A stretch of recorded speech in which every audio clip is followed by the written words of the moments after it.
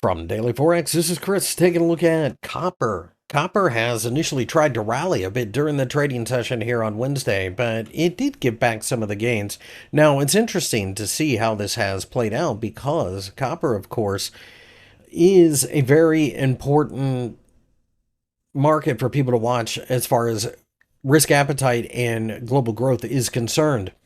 We have this massive gap from the end of July where Trump had come out and said that he was putting tariffs on finished copper products, and that, of course, caused chaos. And in fact, we had copper shut down a couple of times during that session. I remember that very well. We have since gone sideways and then started to rally with a little bit of volume here in the last couple of days as Chinese economic numbers have gotten a little bit better. And of course, there are interest rate cuts out there that people will be paying close attention to. The interest rates being cut does, at least in theory, suggest that we could see a bit of explosion in construction.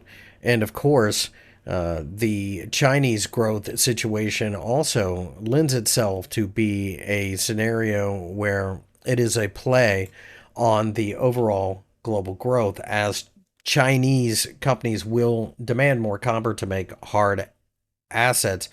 Furthermore, construction in China typically gets boosted as well, and we could see copper really take off to the upside. The 200-day EMA sits just above, and if we can break above that level, then the $5 level could be targeted eventually. This would be a big move in copper, and I do think that we are in the process of trying to form some type of bottoming pattern. If the market falls from here, then you're looking at a move to possibly the $4.40 level, where support could come back into the picture. Even if you don't trade copper, this is a great market to watch to get an idea as to how things are going to go from a risk appetite perspective in general.